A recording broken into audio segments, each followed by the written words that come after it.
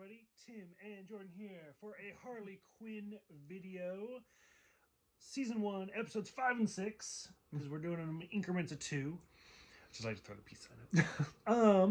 So there's not too many notes because this show is just so straightforward. I think for me, the humor, the best part of this show is the humor, like the one-liners, and the dialogue and stuff like that. Whereas we mostly just talk about like plot development and stuff like that. So episode 5 being Harley Quinn. So they're in the market for a new lair, my secret underground lair with liquid hot magma. Which is funny because they actually do go to like a volcano at one point. So we see that, and then long story short, they end up having to go into Harley's mind, the Hall of Memories. So what did you think of the layers and the Hall of Memories, or at least just going into Harley Quinn's mind? Scary place. Yeah, I was gonna say, I thought it was really interesting that they go into her mind because she kind of ends up having like a brain overload and she freezes up, and they're like, oh shit, what do we got to do to fix it? So it was really funny to go into her mind because like the story of Harley Quinzel, like, you know, she like wasn't actually like a normal person per se, and like, you know, she went to college and she had this degree, and so for them to be in her mind, and then you realize that she was like kind of like a brat as a kid, and like she had a lot of troubling things. I was like, so she wasn't all nice and innocent like, you know, she became to be. So I'm gonna jump in there real quick. So this is one of those where I think I mentioned this in our first Harley Quinn video, where the story of Harley Quinn has changed a lot over the years. And so this is one of the more newer, I guess you could say like New 52, Harley Quinn stories. So my favorite Harley Quinn story, like classic Harley Quinn, is where she's very straight. Like she went to college, she got her degree, she became a psychiatrist, and the Joker was still kind of able to manipulate her, and they actually do kind of have like a love relationship going on. That has gone out the window. Like that is also very like Batman the Animated Series. So in that one, for example, like when she wants to, like she can wipe the makeup off, throw her hair back, it's Harleen Quinzel again. Oh yeah, definitely. Whereas in the New 52, and what we see in this one, where is like for one, the new outfit. Oh, definitely. She's a lot more crazy. Like they've kind of updated it where like she went to college and she became a doctor and everything, but she like slept her way through school. Yeah, I was just and see, to me, I was like, no, like I like the Harley where she is that smart. Like she earned her way through college. And they're like, nah, she just like she fucked her professor and she passed and that's it. So she's not like actually a doctor type thing. See, like that irritates me. And then this also brings in some of the New 52 with her origin story that we get to with like the acid, where she is almost a remake of the Joker. Yeah, basically like they go to the plant and he pushes her in and boom, she's Harley Quinn. So like where you were talking like, oh, she was a brat her whole life. Like for me, that's the New 52 Harley. Oh, okay. So just to throw in my 2 cents, like because for somebody who loves Harley Quinn and has loved her since 1992, like to me, like seeing her as like the little brat child, I was like, is she that way? Like, so that one was a little difficult for me. Oh, okay. That's something new to me. Yeah, because like when they were in her mind, and like at one point in time, like her little like 6-year-old self starts attacking them. Why? I love King Shark. Why is this little child hurting me? Yeah, it's just, and she's just like, yeah, I'm sorry. She's like, she looks so sweet. Yeah, I wasn't sweet at any age. And then that's when shit, I forgot what his name is, the little short guy. Dr. Psycho. Yeah, Dr. Psycho, there you go, him. He's like, oh yeah, her brain thinks that we're trying to attack it, so they're trying to defend it. They're basically white blood cells. Yeah. One of the things that I did love, and it kind of dated this a little bit, like 10, 20, 50 years from now, like it's not going to make any sense, but she was at 11 years old, she was obsessed with Frankie Muniz. Oh, yeah. Which now I got to throw out there, like if we were to go inside your mind, who would your 11-year-old crush be? My 11-year-old? I don't really know. Do you have an 11-year-old crush?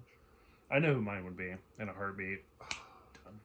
I would say like a 22-year-old Leonardo DiCaprio. Oh, okay. Like Titanic? Yeah. Okay. Mine would be, it'd be one of two. It would either be Wesley Crusher from The Next Generation, or it would be Lucas, Jonathan Brendis from Sequest. Oh, okay. So anyway, I loved how Frankie Muniz popped up. I just thought it was really funny, and like it was so off the wall. Like, he's one of those characters, like, a lot of people know who Frankie Muniz is. Like, I mean, he was on Malcolm in the Middle. He was on, what, Big Fat Liar? And, Oh, yeah. Yeah, he was on My Dog Skip. Yeah, yeah, exactly. So it's like, I feel like a lot of people know him, but unfortunately, like, you know, he's already admitted he's kind of done with Hollywood, so you don't hear about him anymore. And so, I mean, I don't know if he still is or he does, but he races cars or something. Oh, yeah. Yeah, and so to have his name thrown in here, I was like, oh, hey. And then, like, technically it's, like, you know, 11-year-old Frankie Muniz, so this is when he would have been on, like, Malcolm in the Middle, and he would have been really big in the Disney and stuff like that, so... Which My Dog Skip was actually before that, wasn't it? I think so. I think it was around the same... He was little in that movie. Because I think, you know, I'm not going to say years, because I'm not like that, so it's never mind, but... My favorite part of that whole part is actually Poison Ivy, where she's like, this is kind of creepy. And she's like, no, he was my crush. Oh, okay. I dreamt that I would like tell him I was on birth control, but I wouldn't be. And she's like, and we're back to creepy. Poison Ivy does have the best lines. And then we go to, what was it? Repressed Memory Island. God, I can only imagine what my Repressed Memory Island would be like. It'd be awful. Be a roller coaster, that's for sure. And then this is where we come to the acid part, where she remembers Joker throwing her in the acid, but in reality she actually jumped voluntarily into the acid. Because that's actually why they're kind of in her mind, and that's why she has like kind of a freeze, is because she's like, why is it skipping over this part? Like, so her own memory was like making up its own thing. So it was it was really interesting to see that, like, she chose to do it herself versus, which, I mean, I don't really understand what the difference is between the Joker pushing her or her choosing to do it herself. Like, I think, and then it goes into the next scene where, like, it kind of, the Joker takes credit for her, like, I created you, and she's like, no, fuck you, I created myself. Yeah, she's like, I did it myself, I'm the badass. And that's one of those, like, Harley Quinn, since 1992, the 30 years? 30 years, whatever. Like, as the character has changed quite a bit, and it's just kind of interesting to see, like, how, like, we went from her being the Joker's creation to, fuck you, I'm my own woman now. Yeah, well, like, I mean, the original origin story is, like, you know, the Joker manipulated her, and now the new origin story is, like, okay, no, actually, I did this all myself, and I really was crazy from the beginning. Yeah. Overall, loved it. Thought it was a good episode. Yeah, I thought, like, I just love Harley Quinn and Poison Ivy's, like, whenever they're together, just chemistry. Like, yeah, they just bounce off each other so well, and so, like, I feel like every time we watch this, I'm just like, I feel like you have to hear me say 1,000 times, like, I love Harley Quinn and Poison Ivy. Love that. It is great. It's great. All right, next episode, we're gonna do it quick. Episode 6, You're a Damn Good Cop, Jim Gordon. I mean, it's pretty, again, like, the heart of this show is the dialogue. So the plot is real simple. They go on a caper, and Clayface ends up losing his arm, or like his, I don't know, whatever, his arm. Yeah, his arm. Which he even makes a reference to like 127 hours. And he's like, they're gonna make a sequel about me. And so, anyways, the arm is sentient because he's all clay, so whatever, and Gordon ends up with the arm and has to like talk to it, and they make friends. Yeah, well, and then that's the thing is Clayface even says, they're like, well, would he talk? Would he do anything? He's like, I don't know. He's like a kid. He just wants like a reassurance, like, so he'll probably do anything. And Harley's like, oh shit, we gotta go find this fucking arm. And so, like, it's a little bit of a split story because Batman had just kind of yelled at Jim for like misusing the bat signal, because he's like, we're not friends, we're co-workers. So Jim's already kind of upset, and at the same time, because his wife is sleeping with somebody else, but he doesn't blame her. And at the same time, Harley's upset because she's doing all of these things, but they're not famous. But the Legion of Doom won't recognize them. Yeah, the Legion of Doom. But this anonymous reviewer is like, Harley Quinn's a joke, fuck everybody, Professor Psycho is dating Poison Ivy. Which, of course, Dr. Psycho and Poison Ivy are like, wait, what? That's not true. So they have to go find out who this reviewer is. So, two different stories. I don't know, which one you want to talk about first? I'll let you lead. So we'll get the hand out of the way. The hand's cute. it's kind of creepy. Like I didn't A know little where bit. I didn't know where it was gonna go at first. Like with this show, I was like, is this gonna end up being like a sexual thing between Gordon and this clay hand? I don't know. Well, that would be really creepy too, especially since Clayface like referred to it as like a kid. I know, but like I said, with this show, I had no idea where it was gonna go. But I don't know. I don't know. This show's so weird with Gordon and the way it portrays Batman. And I know, everything. because like normally Gordon's like this put together guy, and like he knows how to do everything, and then like this one, in this series, he's just so broken. Yeah, like I mean, Batman comes up and he's like, "Okay, great." He's like, "Did you bring me here to talk about the Joker breaking into blah blah?" No, I'm here to talk to you about my wife because she's cheating on me. Which is we're not funny friends like that, like because in the comics, Jim actually cheated on her. Oh.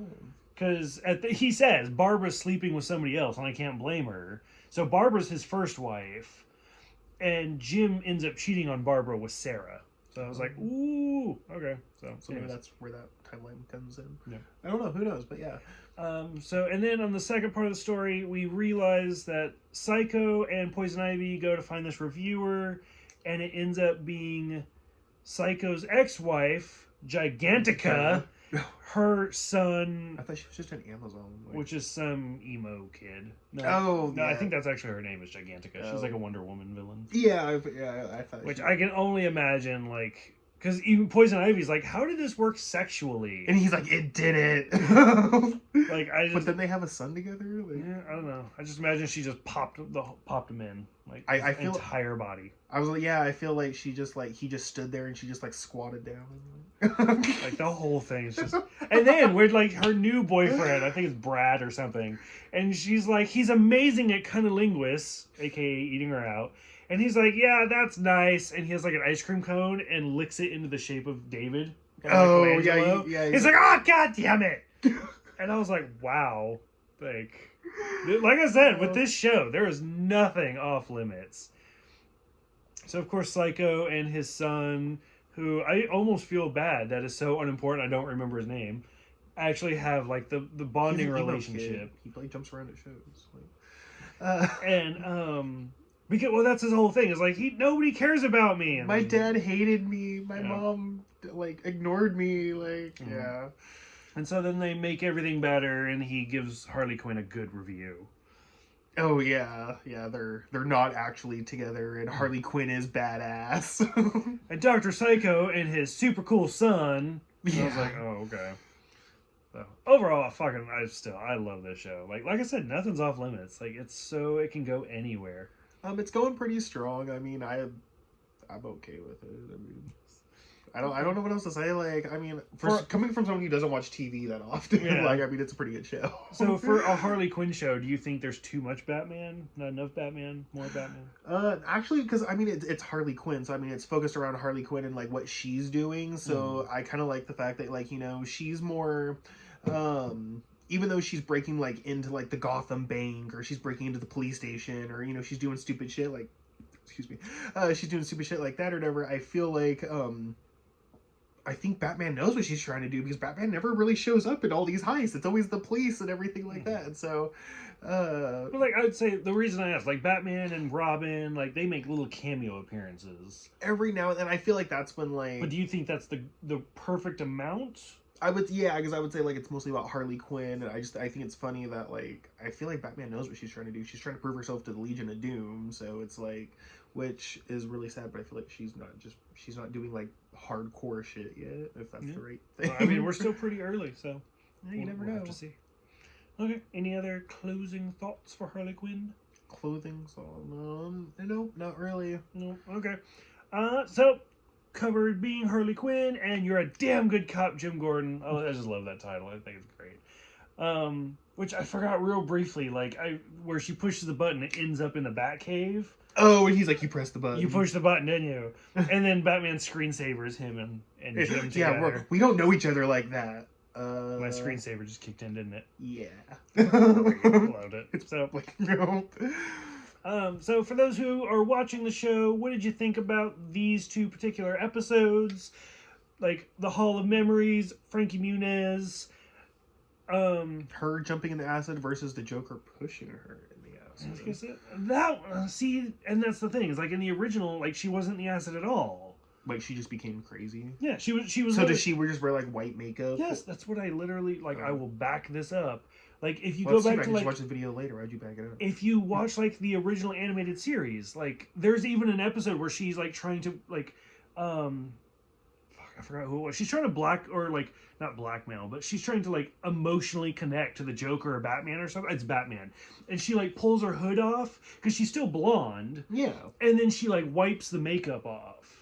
Because she can literally just wipe the makeup off, pull the suit off, pull her hair up, and then she's Harleen. And she's Harleen Quinzel again. Oh. Whereas in the new 52, like she jumped in the same ace chemical acid the Joker did, so she's bleached just like he is. Which I feel like at the same time, and I don't like that. Like I like the fact that she's like almost pretending to be like the Joker, where she's like, "Nah, I'm done." Wipe it off, and she's back to normal. So that's what you prefer? That's what I prefer. Oh, because that's like more original Harley. Right. I don't like this new stuff where she's like, she is the Joker. I don't know why, but like for some odd reason, like Family Guy reference kicked in when she was like, she jumped into the pot of the acid or whatever. I was like, because you know how it's like, oh, in Family Guy when all the like the nuclear stuff, and he's like, let's roll around it and I get superpowers. It's like, oh, you got cancer. I feel like I mean, like I understand the Joker jumped in it and that's how his whole persona happened, but like Harley Quinn jumping into the vat, like she didn't know what the fuck, like she could have just died, like that could have been what the Joker wanted. How many women did the Joker push in there before Harley actually survived? Yeah, it's like 1 in a million, and he's like, well, I'm up to 932. It's gotta happen. It's like, well, shit, let's go. Oh, fuck, she actually survived. Well, shit, it's done. Yep. Yeah, she's the one. And so I don't know why, but just thinking about that, like, well, this time she jumped in the vat. It's like, how did she know the same thing was gonna happen to her? I mean, that kind of goes back to the Joker. Did the Joker create her by like talking her into being crazy? Mm-hmm. So I don't know. The whole thing is just kind of wonky to me. So, but it's wonky to you, but the show's good. Yeah. I just don't think about the origin. Okay. So, like I said, for those who've seen it, go ahead and let us know what you think. Otherwise, we will see you guys next time.